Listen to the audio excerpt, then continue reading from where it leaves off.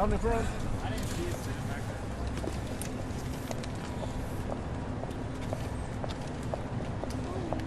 Hello, everybody. Couple of questions, Caroline. Happy Friday. Can you give us a preview of the President's Justice Department speech? Sure, I'd be happy to. As you know, the President will be heading there later this afternoon. The Attorney General will be there, as well as the FBI Director, Kash Patel. And the President is going to give a speech focused on restoring law and order to our country. In the last 4 years under the Biden administration, we unfortunately saw a Department of Justice that was weaponized against Americans for their political ideologies.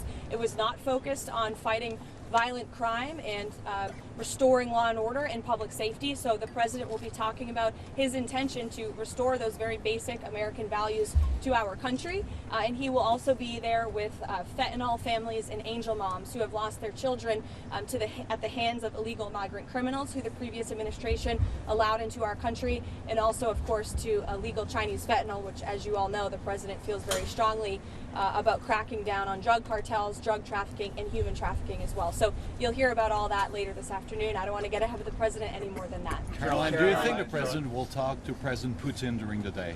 I don't have anything on the President's schedule, but that could obviously always change. As you saw his Truth Social this morning, he is putting pressure on President Putin and the Russians to do the right thing. Yesterday was a productive day for the United States of America and for the world in terms of peace. We have never been this close to peace. You saw the NATO Secretary General in the Oval Office yesterday. You were there with us, who said that only because of President Trump are we here on the verge of brokering a peace deal. Caroline, did the President talk to President Trump last night? Did the President talk to President Trump last night on the phone? President Trump talked to did President Trump talk to President Putin last night on the phone? He did not, no. He did Steve not. Witkoff Nope. spoke to him yesterday in Moscow, as you know. Has the President spoken with the incoming Canadian Prime Minister at all this week? I know earlier this week you said they hadn't yet spoken, but given everything that's going on between the United States and Canada, have they spoken yet? To my knowledge, they have not spoken. When they do, we can provide a readout of that. Do you have any updates Sure. on the New York governor meeting, Hopeful's meeting with President Trump? Yeah, I believe it's still ongoing, or it wrapped when I came out here. But you know, the governor was here to talk about the pipeline that President Trump is very determined to get passed in the New England and New York area.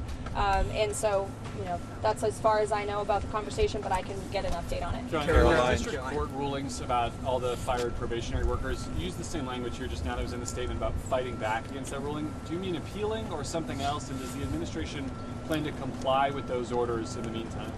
Fighting back by appealing, fighting back by using the full weight of the White House counsel's office and our lawyers at the federal government who believe that this injunction is entirely unconstitutional.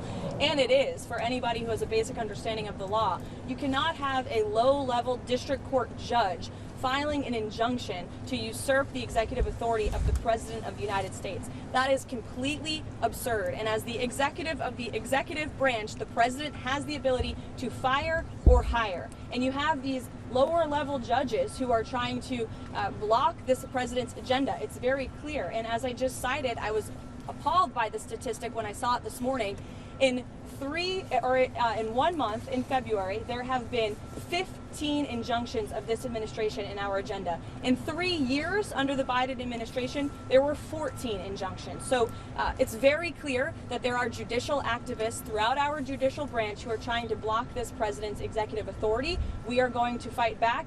And as anyone who saw President Trump and his legal team fighting back, they know how to do it. He was indicted nearly 200 times, and he's in the Oval Office now because all of the indictments, all of these injunctions have always been unconstitutional and unfair. They are led by partisan activists who are trying to usurp the will of this president, and we're not going to stand for it. Thanks. Does the White House have any response to the S&P 500 entering correction territory?